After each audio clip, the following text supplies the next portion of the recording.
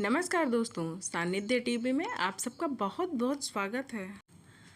दोस्तों, भगवान ब्रह्मा ने स्त्री की रचना करते समय कौन सी कमी छोड़ दी थी, आज का ये प्रसंग जानना हम सभी के लिए बहुत आवश्यक है।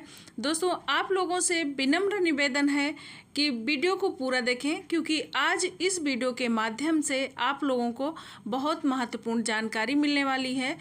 तो चलिए जान लेते हैं कि भगवान ने स्त्री की रचना करते समय उसमें कौन सी कमी छोड़ दी थी। स्त्री को संसार की जननी कहा जाता है। संसार में स्त्री के कई रूप विद्यमान हैं। माँ, बहन, पत्नी, बेटी, दादी, मौसी, नानी, चाची इत्यादि।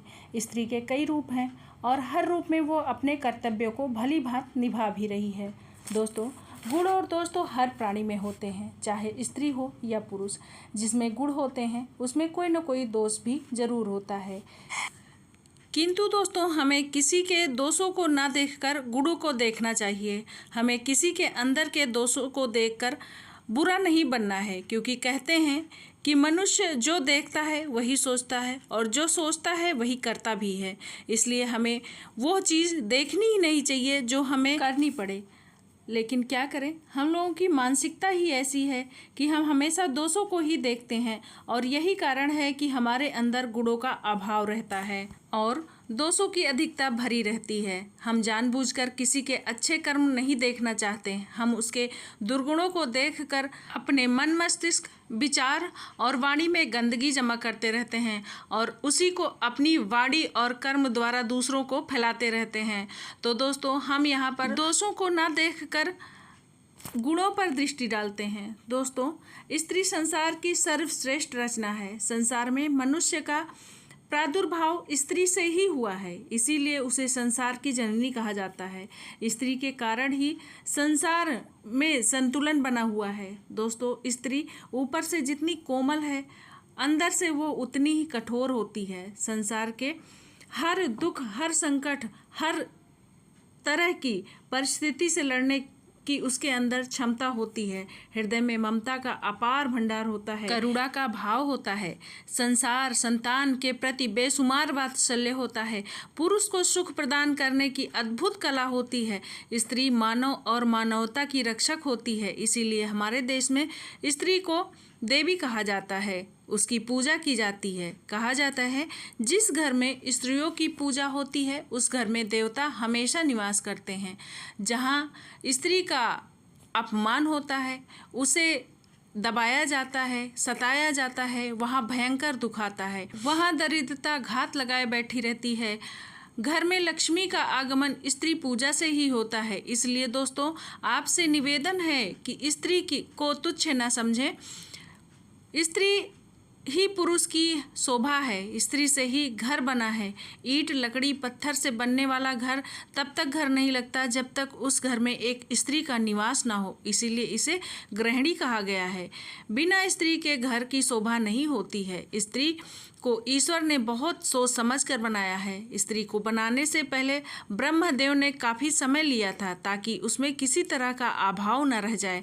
बताया जाता है कि भगवान ने इस सृष्टि की रचना की थी तो उन्हें मात्र एक क्षण का भी समय नहीं लगा था, परंतु जब भगवान ने स्त्री की रचना की थी तो उन्हें उसमें काफ़ी समय लग गया था। स्त्री को बनाते बनाते जब कई दिन बीत गए लेकिन वो पूरी तरह से बनकर तैयार नहीं हुई, तो ऋषि नारद भगवान से ये पूछने के लिए विवश हो गए कि सारी सृष्टि की एक पल में रचना करने वाले भगवान को एक स्त्री को बनाने के लिए इतना समय क्यों लग रहा है। नारद जी ने भगवान से पूछ ही लिया, हे परमेश्वर, हे सृष्टि के रचयिता, हे अनंत कोटि ब्रह्मांड के निर्माता, करोड़ों ब्रह्मांडों की रचना करते समय आपको मात्र एक क्षण का भी समय नहीं लगा, परंतु ये कौन सी रचना है जिसमें आपको इतना वक्त लग रहा है। तब नारद के प्रश्न का उत्तर देते हुए भगवान ब्रह्मा कहते हैं, हे नारद, ये मेरी सर्वश्रेष्ठ रचना है। इसे दुनिया में स्त्री नाम से संबोधित किया जाएगा। इसके अंदर मैं अपार गुणों को प्रतिष्ठित कर रहा हूँ ताकि हर काम के लिए मुझे पृथ्वी पर न जाना पड़े। मेरी इस रचना के कई रूप और कई नाम होने वाले हैं। मुख्य रूप से ये 4 रूपों में दिखाई देगी, माँ, बहन, पत्नी और पुत्री। इसके ऊपर सृष्टि की बहुत बड़ी जिम्मेदारी सौंप रहा हूँ, इसलिए मैंने इसे हर परिस्थिति से लड़ने के योग्य बनाया है। इसमें साहस और सहनशीलता का अद्भुत समावेश है। कठिन से कठिन परिस्थिति में ये अपने आप को संभाल लेगी। हर प्रकार की मुश्किलों से लड़कर, हर तरह के दुखों को सहकर ये सबको खुश रखने का प्रयास करेगी। अपने परिवार और अपने बच्चों के प्रति समर्पित रहेगी। जीवन में कुछ समय ऐसा भी आएगा जब यह पूरी तरह से टूटकर बिखर जाएगी, लेकिन फिर अपने आप को संभाल कर नए जीवन का संचार करेगी। यही स्त्री का विशेष गुण कहलाएगा कि यह स्वयं दुख सहकर, रोग शोक से ग्रसित होने पर भी उसे सहन करते हुए अपनी जिम्मेदारियों और कर्तव्यों को निभाती रहेगी। दोस्तों, भगवान के मुख से स्त्री की सहनशीलता, कर्तव्य परायणता को सुनकर नारद जी हैरान रह गए कि आखिर इसकी आकृति तो पुरुषों की तरह ही है।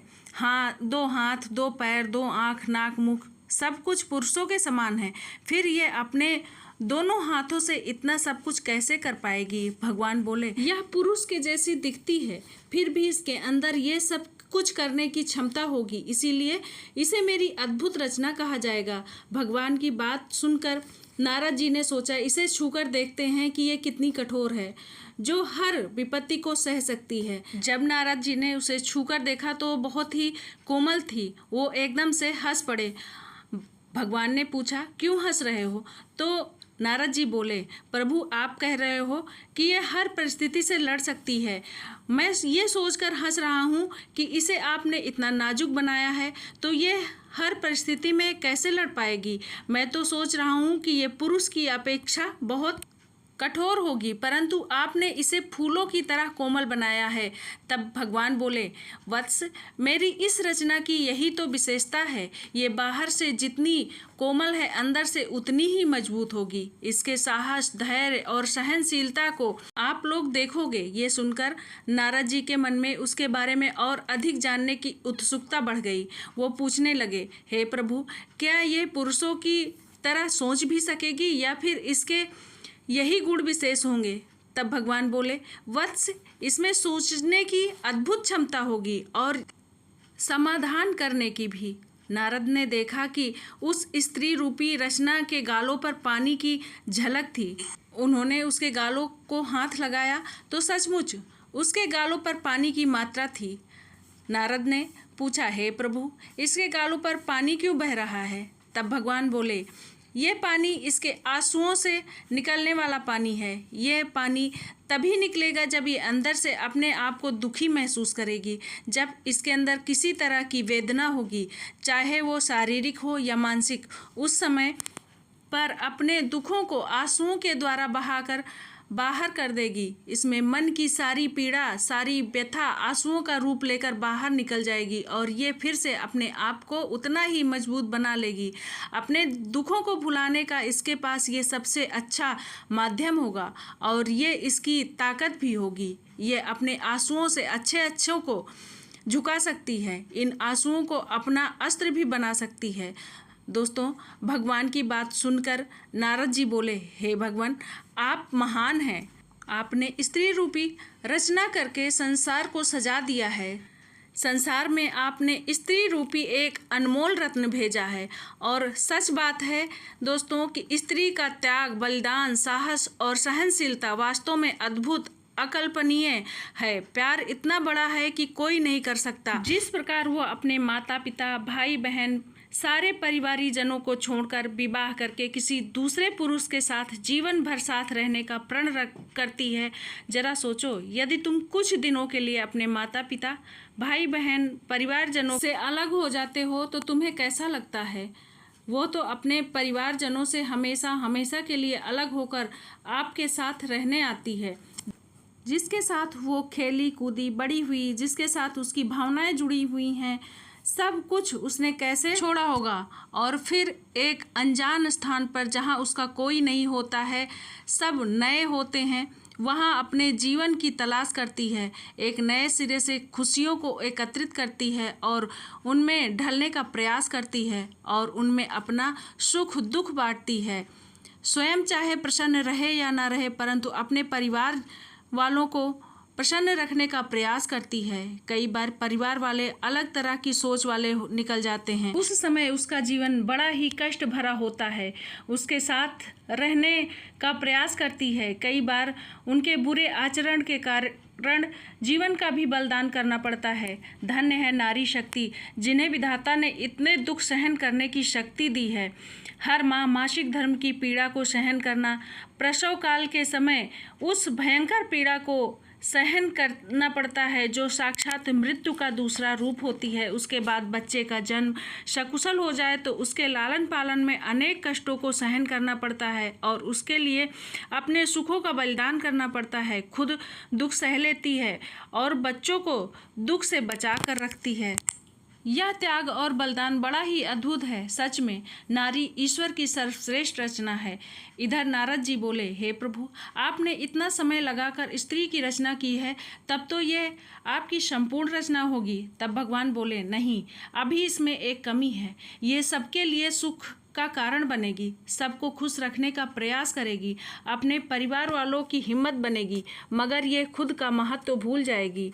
वह अपनी कीमत नहीं समझ पाएगी कि मैं दुनिया के लिए कितनी मूल्यवान हूँ। ये दिए की तरह अपना जीवन जिएगी। जैसे दिए के नीचे अंधकार होता है लेकिन वो चारों दिशाओं को रोशन करता है, वैसे ही स्त्री का जीवन है, जो अपने लिए तो कम, दूसरों के लिए अधिक जीती है। दोस्तों, सच में स्त्री भगवान के द्वारा संसार को दिया गया अद्भुत उपहार है।